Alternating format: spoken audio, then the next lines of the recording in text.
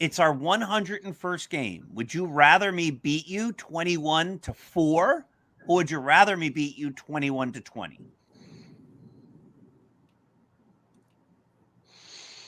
I don't know. I think I'd rather be beaten 21-20. Rather than 21-4. It's like I don't know. It's like giving me the question: would I rather, not make the playoffs, or would I rather lose in the very last game, Game 7, of whatever of the championship? Um, I'll always take the ride, Game 7 of the championship. I would never want to not make the playoffs. Same situation here. I feel like that I would want to bring it down to the very last moment. I mean, I want to keep everybody in suspense. I want to be able to. That just shows the competition of it all, and it shows how close we are. If you get blown out, it's like, you know, let's look at the 49ers, and they didn't have a quarterback and all this stuff and blah, blah, blah. We had this conversation yesterday. It almost invalidated their season, getting blown out in the conference championship. And I wouldn't want anything to ever do that. If it was a much closer game and they lost, they wouldn't have been crying so bad, I think. Yeah, you think about that Super Bowl with Manning against, I think it was the Seattle Seahawks, right? And they lost 500 million to nothing. The first play was a safety, and it went downhill from there, right? That was no fun. No one wants to get blown out. I think it would have been more exciting. I think you'd rather lose on a last second interception. At least you were in the game, right? From my end, let me just say, I said according to situations involved. Every situation is different, okay? And I was trying to say before, it's easier to come back and play baseball the next day, for example, if you lost 6-0 in 9 innings as opposed to losing 1-0 in 18 innings. That's what I was trying to say. It's easier to come back the next day. I don't agree with that either. Yeah, I don't agree with that either. Nope. I'd rather come back the next day, go, you almost got him. We're going to hunker down and do a little better today. But if I got blown out, I'm like, maybe we're not that good. We're pretty terrible. We got crushed yesterday. Anyway, I don't think you're going to lose confidence in the baseball's also, especially when you're talking about regular season. It's like, as we get into the dog days of summer, these games start to drone on. You know what I mean? So when you're talking about now talk about that in hockey. So you get beat 7-0 to a team. You're not coming back that easily or that quickly. You start to believe.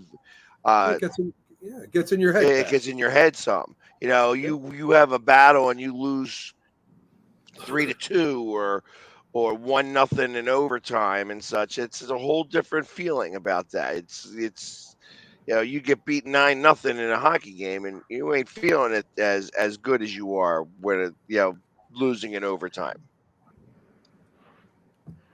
Just my opinion. I think we're gonna agree to disagree on this. I think basically. Well, Jack? I didn't disagree. I did not disagree with what you said. Again, I don't enjoy this segment. I'll be honest. All right, so we're going to move on. We're going to a different question. I didn't disagree with you. I Jack, said it was according to situation. Yes. But of course, you're trying to put words in my mouth. We're not putting words in your mouth. All right, Jack. There's a guy named Wembanyama in basketball. I was just told how to say it. I think that's his name. He is a rookie. I think he was just drafted number 1. I don't follow basketball, so I didn't even know his name. But anyway, the question is he going to be, we were waiting for Pags for this question anyway, is he going to be a generational player? Is he going to be one of the great players in NBA history? What do you guys think? I'll give you a bigger answer because I can't talk about him at the end, but let's hear you guys talk about him specifically. Is he a generational player? I'll go Go ahead. No, he's not. He's not a generational player. He's no LeBron James. He's no Michael Jordan. He's no Larry Bird. listen, he's very good. He's going to be a great player. He's not going to be generational. To me, there's two different things. If he can manage not to get hurt, if he can manage to go up against real men during his career, then maybe he can be a Hall of Famer, and that's something to talk about. Maybe he's an all-star. He probably will be an all-star. But a generational player to me is somebody that changes basketball. Trying to think of a player that changed basketball. Will Chamberlain, generational player. LeBron James, these guys were generational players.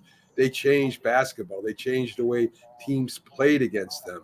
They changed defenses, and then they changed. Michael Jordan used to go inside till they said, "No, you're not." So then he bulked up, and he started going inside again. These are guys that change with the game. I don't think Wembanyama is going to be able to do that. Next.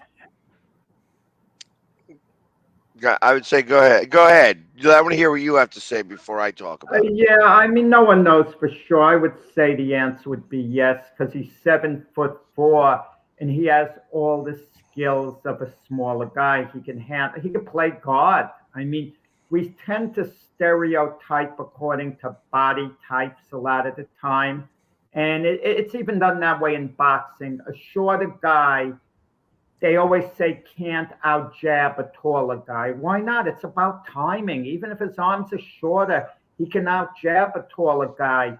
So we tend to stereotype because he's 7'4". We think he's got to play under the basket, rebound, but he can dribble really well. He could drive to the basket well. He could defend well. He's as quick as any shorter guard.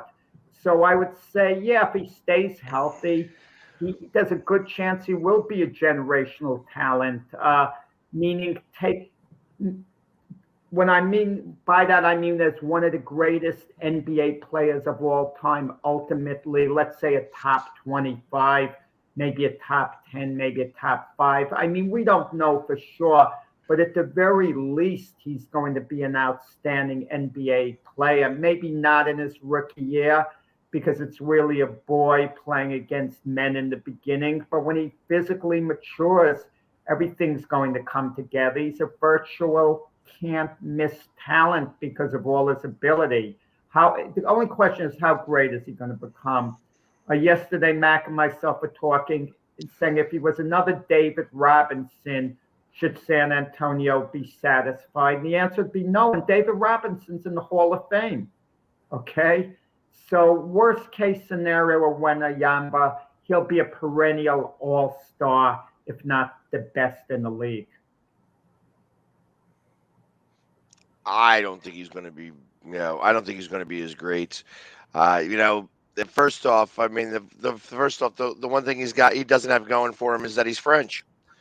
When have you ever heard like the French be good at anything? Tony Parker of San Antonio. Yeah, I mean, and he was only French by proxy. I mean, realistically, it's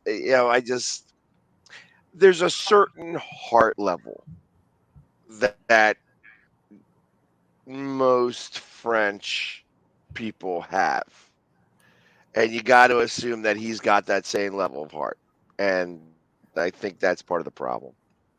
So, I mean, he's tall. I mean, he's 7'5", not 7'4", so he's still like, he's got that 8-foot wingspan. So think about that. When he puts his hand up, he's already above the basket. And that's what kind of makes it a little bit good. He's got to bulk up some. He's going to have to go, really start to hit the gyms, and they're really got to start to work with him and being able to fill out his body, because as he starts to get older, because he's so lanky, it's going to, I mean, he's just not going to be able to muscle with the guys in the NBA. And I feel that as he starts to gain that muscle mass, he's going to start to lose some of his God-given ability. And I think he's going to be good. Let me ask you guys this. There have been only a handful of players who've been the number one overall in the pick in the draft who are said to be generational talents, like all-time greats. But they rarely come along, and it's the number one overall pick isn't said to be that in general. But a couple I could think of were Patrick Ewing and Lou Alcindor, later Kareem Abdul-Jabbar. They were said to be generational talents, those guys, that separated them from everyone else. And Wanyama is being given that same exact build-up as those two. And look at the way Jabbar and even Ewing turned out. Okay, Ewing didn't wind up being one of the greatest players of all time, but believe me, any team would settle on a Patrick Ewing, to have him as a number one pick. But you got to consider that. I mean, he's created the type of buzz that no other number one pick has had. LeBron James, too. I'm sorry, I forgot to mention him. He was a generational talent, and of course, he's turned out to be that, being a number one overall selection. There are very few that come along that are absolute can't misses in basketball. I mean, in football, they miss. In baseball, they miss a lot. But in, basketball, they're just too good and too overpowering that even if they don't turn out to be as great as you hope they would, they still turn out to be outstanding players. Well, I don't know. They said the same thing. They said the same thing about what's that guy's name? Ben Simmons. No, he wasn't considered a generational talent, like an all-time great player off the bat. No, Shaquille really? O'Neal. Well, when you get compared with Magic Johnson and things like that, that doesn't make you a generational talent. He wasn't on the same level as Magic, who was considered a generational talent when he came out, as was Shaquille O'Neal. And they turned out to be such. Ben Simmons was considered to be an absolutely outstanding prospect who had the potential to be like those guys, but he wasn't quite put on the level of, like Shaquille O'Neal coming out of college. Well, there's one thing we haven't talked about, and that's heart and drive. Wembanyama, from what I've seen, is a very nice kid. His parents brought him up to be a good person. And you're playing in the NBA against some of these players, you can't be a good person.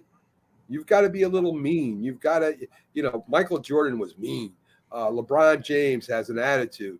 It doesn't look like Wembanyama has that. And if he doesn't have that, there's no way he can be a generational player, Jack. Mac, Giannis doesn't have it. Giannis is a gentle guy the way he talks with everyone. He doesn't give you the impression of having that mean streak. I see him on the floor. He can be pretty ferocious on the floor, Jack. Oh, but you, off the floor, he's fine. He doesn't give that. That's not true. That's not true. That's not true. He's not. Stop putting the halo on Giannis.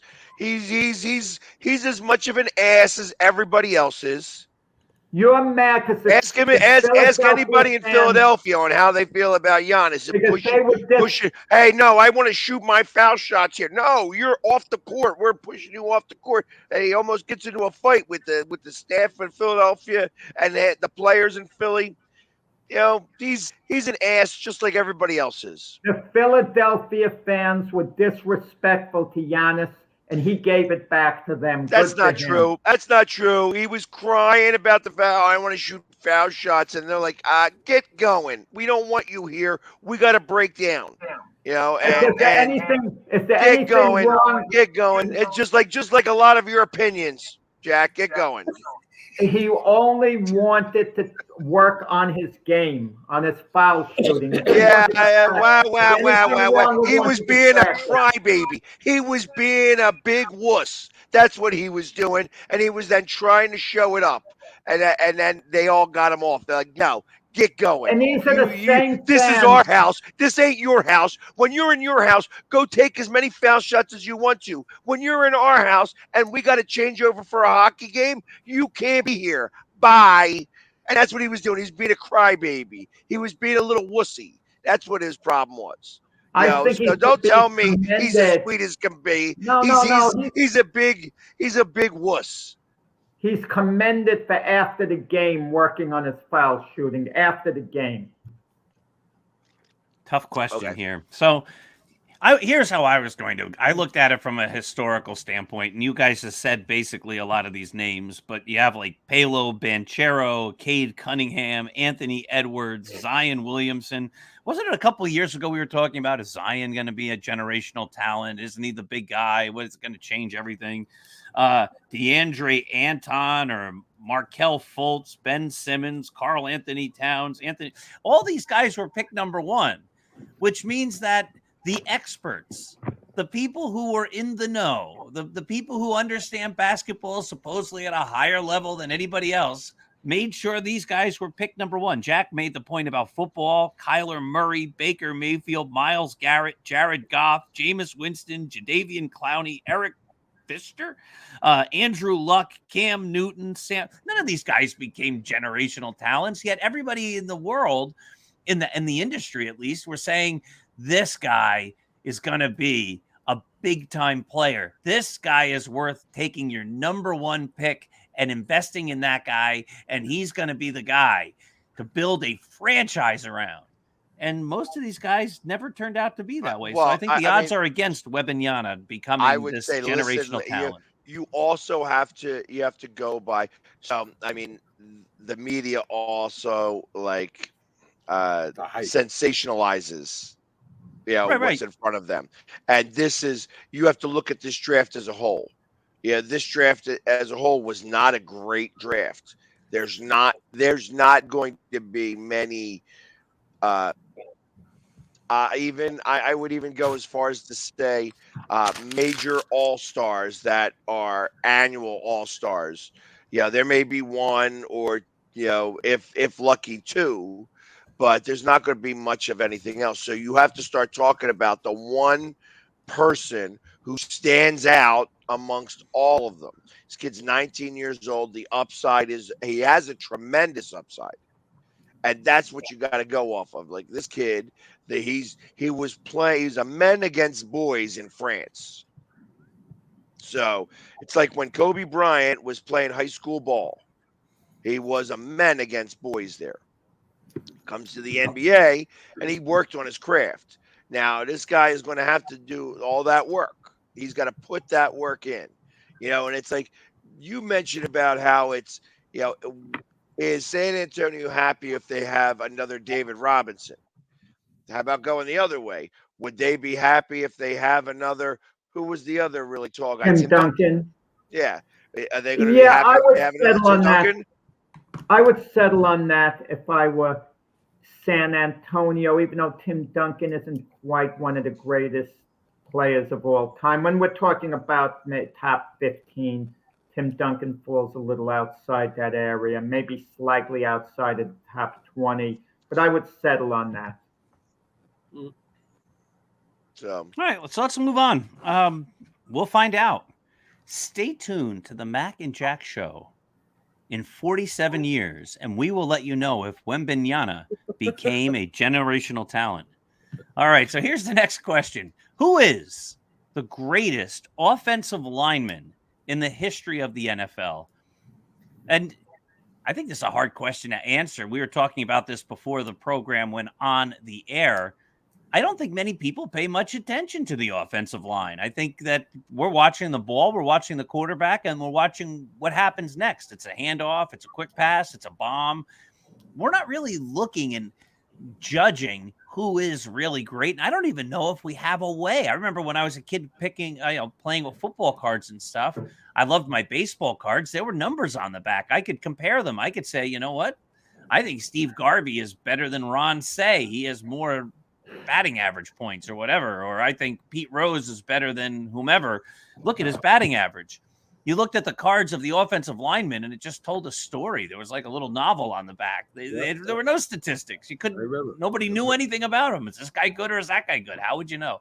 So it's an interesting question. Who do each of you think is the greatest offensive lineman of all time? Well, the fans don't pay attention to it, but the coaches on both teams sure pay attention to who the best offensive lineman is. And normally the best offensive lineman is your left tackle. And your left tackle is there to protect the quarterback's blind side. He's there for the running game. They normally run to the left side behind him. And you know, of all the offensive tackles, it's really hard. Munoz and a couple others that were really good. I'm gonna go with Jackie Slater of the Los Angeles Rams. Now, Jackie Slater is a 7-time Pro Bowler. He was NFC Offensive Lineman of the Year twice. 4 times, 83, 86, 87, and 89. He spent 20 years with the Los Angeles Rams. He blocked for Eric Dickerson. He went to 1 Super Bowl with Vince Ferragamo, and they lost to the Pittsburgh Steelers. He went to multiple championship games. He's a Hall of Famer. And just one other thing that's interesting, his son is Jackie Slater, who was New England's one of the best covermen in special teams. So he's kind of a chip off the block there. So to me, Jackie Slater would be my pick, and it was hard to get to because there are so many great offensive linemen in the history of them. All right, who else? I can't really say. Anthony Munoz is considered the consensus number 1, but I always like John Hanna a lot, playing for the New England Patriots from 1973 through 1985. At least he made it to a Super Bowl where his team got blown out by the Bears at the end of his career. That would be my pick right there. It started from the University of Alabama, where he was one of the greatest offensive linemen, ever play in college, and he carried that into the pros. So I always like John Hanna a lot. He played for some pretty weak teams early on in his career, and then things kind of got better at the very end. But he was a model of consistency. The stats a lot of times are a little bit tricky, especially when it comes to looking at how many Pro Bowls someone played in, because as Jeff Coat has said on past shows, that's what they use as criteria for the Hall of Fame. And some of the Pro Bowl selections sometimes could be very questionable. Like in the NFL last year, quarterback Tyler Huntley, a backup for the Baltimore Ravens, he was a Pro Bowler, and that was kind of ridiculous. But for me, I always took a big liking to John Hanna. It's a good pick. The guy I would pick would be Gene Upshaw. And when I start to think about this type of, you go.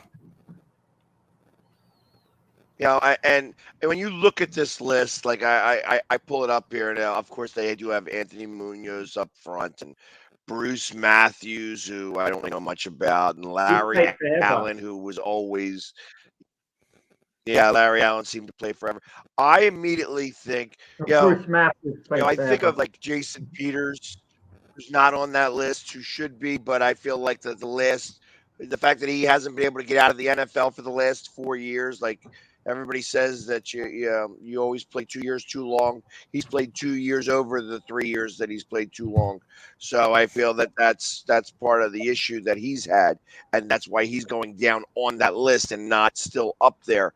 And then I look at like current players right now, and you think of how versatile like Jason Kelce is, where he's the center, and he's not even on that list. But how many pulling centers do you know, and things of that nature, and just the versatility that they have in that regard. So I mean, when you just go around and you just think about just specifically who is, like Dan Dierdorf, kind of falls into that same category. Yeah, you could never get around that guy. He was just always never gave up any sacks and never had any issues, and in terms of playing, he didn't get hurt very often, so he was always there in the Pro Bowl. Same way Jason Peters was, same way that it seems like Kelce is. So I mean, it's just so difficult to put that up there and put that last one. I mean, Anthony Munoz. I mean, everybody says him, but I mean, he gave up sacks too. As they all do, right? If I had to pick a guy, the only way I would have to know is who was considered great when I was that little kid collecting football cards, right? At the time. I know that Boomer and the guys on ESPN often talk about how great Anthony Munoz is, but again, I don't have any way to grade that, and I'm not a student of the sport at such a level that I can tell who great offensive linemen are. But I always remember Gene Upshaw being considered one of the great players in the NFL, and he was an offensive lineman, so that's going to be my pick. So let's move on. It's 20 minutes to go here, and this might be a topic that gives us a little bit of discussion. In 1941, the Red Sox had a player named Ted Williams. The guy hit 406. He was the last player in Major League Baseball history to hit 400. That same year, the New York Yankees had a great player, and his name was Joe DiMaggio, and he hit in 56 straight games. Two iconic baseball records that have not been matched since then. There has not been a hitting streak to match DiMaggio's, and no player has hit 400 since Ted Williams. What do you think will happen first? Will a player hit in 56 straight games and tie and then maybe pass DiMaggio, or will there be another 400 hitter? Go for it. No, I go back and forth on this because I feel DiMaggio's streak is going to get broken at some point, but the game is a little different now. We're more into analytics where a walk is more valued than it was in the past. In the past, if a player was up 4 times and he went 0 for 2 and 2 walks, for some crazy reason, people would consider it a failure. They'd look at his batting average. Now, his bosses in the front office saying, oh, he got on base 2 of the 4 times. And they're thinking logically the way they should have years ago. Okay. So I think it's going to be a little harder to get to 56 games than to hit 400. Ariz of the Miami Marlins, he's making a bid right now at 400, but it's such a long way to go. And then there's the question whether they're going to pitch to you, how good a batting eye you are. If you're going to be really selective and can get a lot of walks and not be in the negative column, you could an off day could be 1 for 3, and then you could pick up the slack with a 2 for 4 the next day. That'll get you to 400. But and we also have to look at the past since Ted Williams. Have players made more of a run towards 400 or the 56-game hitting streak? Pete Rose, 44-game hitting streak was the closest to DiMaggio's. That's still double digits away, 12 games away.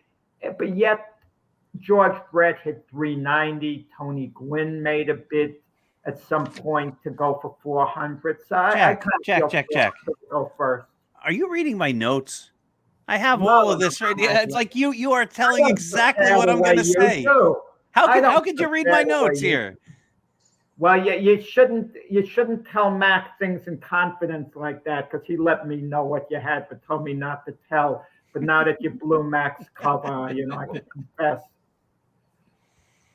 Your answer, Jack, is exactly what I was going to say. I know. Pete Rose, a coincidence for real. Yeah, well, that's great. No, it's great. Jack, listen. Mac's not that smart. On you a lot. Great minds think alike, and you and I have great minds. Pete Rose was 12 games short. Since DiMaggio's record, the closest anybody has come is Pete Rose. He was still 12 games short. That's basically 2 weeks of baseball, having to get a hit every single day. Since Rose, the closest was Paul Molitor, who was 27 games short. He hit in 39 games. That's a month of baseball. Molitor would still have to get a hit every day for a month in order to reach DiMaggio. It's not happening. It's so far away that the history of baseball is saying that nobody can come close to that. But the idea of hitting 400 in 94, Tony Gwynn hit 394. He needed just 3 hits. If he had 3 more hits, he would have hit 400. When Brett hit 390, he only was 5 hits away. 5 hits. But Dr. Paul, Doc, they don't hit like they did before. They're not hitting for average like they used to. There's one player right now that's close, that's over 400. There's a lot of games left. You could say but you have a history of guys coming close. Ted Williams himself was only 5 hits short in 1957, and Rod Carew was only 7 hits short in 1977. My point is, people have been able to approach it. It doesn't happen a lot, but they've actually been in the ballpark. A couple of hits. if you Joe watch a game DiMaggio. today, if you Joe watch a DiMaggio. game today, they Joe don't give DiMaggio. errors anymore. They don't give errors anymore. You see a ground ball to the shortstop, he drops the ball, and the guy gets to first base like, yeah, it's an infield hit. I mean, the Yankee announcers complain about this all the time. Like, what do you have to do to be given an error on a play? So people are being given more hits than it seems like they ever were in the history of the game. 5 hits over the course of a season, that's less than 1 a month. So if it's so easy to not easy, but if it's so attainable, then why did DiMaggio hit 400 when he had a 56-game hitting streak? How come he didn't 400? He actually hit 400 over the course of the streak, as I believe he did. But he's I'm not saying it's easy, but I'm saying players have come closer to hitting 400. They've been in the ballpark than anybody has been to DiMaggio's streak. DiMaggio's streak has been light years away from everybody else. Ted Williams' 400 hasn't been, and that's where my answer. I think that's what Jack was saying. I forgot who the player was. I think he was on the Phillies. I forgot who he was, who hit something like for 37 games in a row. 38 games. Jimmy Rollins. I was going to say J-Roll. And someone said, I forgot who it was, who was close to Joe DiMaggio, the record won't count because it's going to overlap into another season. Why is DiMaggio's record not considered seasonal, but all the other records are considered seasonal? How come a home run record isn't considered all-star game to all-star game? But DiMaggio's 56-game hitting streak, that cannot overlap into the next season and count as opposed to the other records? I'm asking now. That's an interesting question. It's not going to happen anyway, but I see what you're saying. Who has hit the most home runs in any 162-game period? Who has hit the highest batting average over any 162-game period? No one cares. It's a season. Nobody cares. Right. But I guess with the hitting streak, they're saying he didn't get out his last game of the previous year, so he's still hitting the next year. But I get the point. What do you guys think? Which is going to happen first, Pags? Somebody hit 400 or somebody hit 56 games in a row? I think 56 games is probably impossible. I think that I think eventually somebody is going to be able to hit 400 because of the way pitchers pitch nowadays. You start to pitch around people, you start to give more walks. It's when you think about and I'm going to use this as maybe a really bad example, but Schwarber 2 weeks ago was hitting 170. He's now hitting closer to 196. Over 2 weeks' time, he was able to jump up 20 points. Now, it's harder to do that when you're at 350 to try to go to 370 or 380 to get to 400. But it's when you go 1 for 1 with 3 walks or 2 for 2 with 2 walks or, you know, a sacrifice fly and all these other things, it just becomes harder. I think you'll start to run into, as you get into all right, you're at 44 games or at 40 games, 30 games, even hit streak. Pitchers start to think about that, and they don't want to give it up to you. So they start pitching around you, and it becomes much harder. That strike zone becomes much, much tighter, and you have to get the one pitch that you get to see to be able to hit because you're not going to see many pitches to hit. And makes me think, when you first said, hey, Ted Williams hit 400 in the same season that Joe DiMaggio hit 56, it makes the immediate thing that came to my head was pitching must have stunk that year. And that's more likely because you only were playing, they both played in the AL. They didn't play in the NL. So, I mean, pitching was probably horrible that year. And I would love to find out what the overall ERA was for all the pitchers in the AL for that season. To be able to say, all right, that was the last time somebody hit 400, and that was the last time somebody hit a hit streak as long as Joe DiMaggio's. Speaking of that, Doc, I have a homework assignment for you based on what Pags is saying. After the show, I want you to look up the lowest batting average or the biggest hitless streak of all time and see is Josh Donaldson going to make a run at it. Okay, lowest batting average. How many at-bats do they need to qualify? Would he qualify like over full season? Who's went? Yeah, I'm just curious. I'll find out. But Josh Lowest Donaldson's not even in the ballpark. But I think what Pags is saying actually makes a whole lot of sense. You can hit 400 and have a bad day, or a day when you don't get a hit. But you can't keep a hitting streak alive if you have a day when you don't get a hit. And a couple of ancillary points on that. Pitchers are walking a lot of guys. So if you walk a couple of times in a game, that gives you fewer chances to get the hit. But at the same time, the more you walk, the less at-bats you have. And what Pags was saying was Kyle Schwarber raised his batting average 20 points because it's earlier. It's not that early, but it's earlier in the season. So the fewer at-bats that you have, the easier it is to raise your batting average. The more at-bats you have, the harder it is to raise your batting average. So if you're walking a lot, you need to have fewer hits compared to the amount of at-bats, because walks don't count as at-bats in order to hit 400. So you could more easily attain that level than having to get a hit every single day from basically 2 months in a row. What do you think, Matt? Wouldn't it suck? Wouldn't it suck if somebody's got like a 38 game hitting streak and then goes 0 for 0 for 5 walks? Mm-hmm. You know what I mean? That's why that Actually, kills. that wouldn't upset the hitting streak. We have Because you have to. No, it wouldn't, because you have to have an at bat in a game, and a walk isn't a plate appearance, but it's not an at bat. So they would say he didn't have any at bats that game. The streak would continue. That's why I say Ted Williams 84 game on Yeah, but then would it continue? Would it count as a game? I don't think it would count as a game against them in that hitting streak.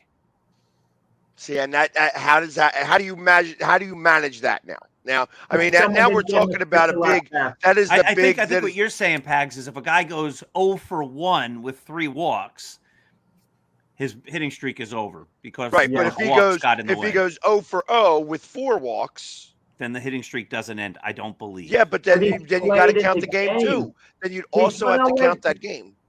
Wait a second. Let me give you another scenario. Let's say a guy has a hitting streak, but he comes in as a defensive replacement for 1 inning, some crazy scenario, doesn't even get the hit. It doesn't count then. He didn't have an at-bat. But he played the game, though. But he didn't have an at-bat. Yeah, but is it going by the at-bats, or is it going by the hitting streak in games played? You know what I mean? That's kind of what I'm getting at. Like, all right, so he gets 5 walks. He doesn't get a hit in that game, and the game count.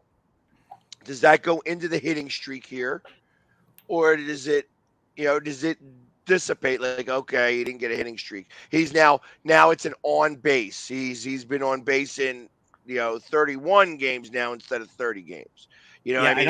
I don't think they'd hold that against him if the guy walked every time. I don't know. If that ever happened, that would be the debate. We would be having debates. Everybody be having debates, and both sides would make sense. He played. He didn't get a hit. How can the hitting streak end? I mean, because you think about this the same way. He got 3 walks, and he hit a sacrifice. Well, then that would be considered an at-bat. Falls into that same category now too. That would be considered an at-bat. Guys, when Pete Rose is taking a run at DiMaggio's record, DiMaggio was quoted as saying, "At least I didn't bunt."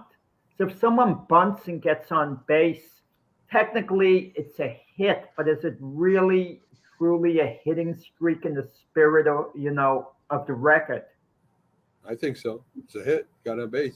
I think it would be. According to the official baseball rules, such a streak is not. Wait. I'm ahead of myself here. You guys keep talking. I'm trying to do 2 things at once. So I believe that if he got walked 5 times, that the streak would be over. It would be a game. It would be a game. It would be a game played. I don't know. I don't know. You might be right, Pat. A streak shall not be terminated if all official plate appearances result in a base on balls, hit by pitch, defensive interference, or a sacrifice bunt. There you go. The streak fly, or shall sacrifice. terminate if the player has a sacrifice fly. Mm. There you go. Sacrifice What do you think about bunt. that? That's interesting. But a sacrifice bunt's fine. A sacrifice fly is not. That's according to what I'm reading right here. Because That is ridiculous. I think the That is difference is the ridiculous. sacrifice fly is he's still trying to hit the ball. you're right. In a sacrifice bunt, you are absolutely giving yourself up. Yes. What about a ground ball sacrifice? You swing the bat, but of course you. No, that'd be a swing fielder's into choice. sacrifice. That'd be a fielder's choice Right. usually. If you're swinging, they usually call it a fielder's choice. Mac, what do you think? Because we're getting to the top of the hour already. What's Well, going to go first? I think 400 definitely. After all my arguing against it, I think they'll hit it'll be a 400 average. Oh, do we have time for one more? We have like 4 minutes. Let me see what the question is. Here, I got a quick question that I was asked. I'm gonna throw the big audible here. I'm All gonna right, ask go to this an audible. last question. Omaha. I was just asked this the other day. Take away Otani. Who would you want to start a franchise with as of right now today? In baseball. Correct. Would it be a pitcher? Does it be a pitcher or a hitter? It doesn't matter who it was because so here's who I chose. I said it would be between the pitcher from the Marlins, the Alcantara, or J-Rod from Seattle. Those were the two people that came to my mind if I was going to start a thing, taking Otani out of the mix. Does it matter if he's old or young? Doesn't matter. This is who you're going to start your franchise with today. Everybody in Major League Baseball is available, but they have to be playing. Who is the closer? Who's that? Rodriguez, the closer that's the best closer in baseball right now? Come on, Cincinnati, you mean? Yeah, the Cincinnati closer. I mean, you're talking about starting your team long term. Who's the guy in the Cincinnati Reds right now that's hitting the ball over the fences? He's doing he's fast like Mickey Mantle. They're comparing him to a young Mickey Mantle right now. He's playing. Couldn't tell you. He's playing with the Reds. I know that they're on a 12-game winning streak, but right. And the Cincinnati Reds, this guy's he's a tall black guy. He's fast. He just hit for the cycle. I just saw that too. He's hitting home runs. So whoever that guy is, I'd sign him. All right. If it was me, let's see. We got J-Rod or Acuna is one of our. Michael says I went J-Rod. I'm gonna go out of left field here and pick somebody nobody's thinking. Elena Cruz. Dela Cruz. Yeah, I saw that too. That he hit for the cycle. I would pick Adley Rushman of the Orioles because his ascension has basically come at the same time as the Orioles becoming great at the same time, right? So he finally made it to the major leagues. Actually, he was very young, and he seems to be a leader on the field, a player the team rallies around, and he's the catcher. And sometimes great teams like Johnny Bench, Thurman Munson can be built around a great catcher. So that would be my pick. De La Cruz. Jack, we have to hear from you. I'd say off the top of my head, I got to give it more thought. But I like Julio Rodriguez, in Seattle. He's young, a lot of upside. He might not pan out completely. The jury's still out. But Seattle signed him to a long-term contract. So he's going to be there a lot of years. So they obviously have the faith he is going to be that type of play. And I kind of feel he will over time. And my friends, when Mike Sherlock or Rick Sherlock says, "Good show today, see you tomorrow morning," that really means that the show is over. So thank you for watching the Mac and Jack and Pags and Paul Saturday Debate Show. We'll all be back here again next Saturday. There'll be shows tomorrow and every day. This is the Northeast Streaming Sports Network. Have a great day.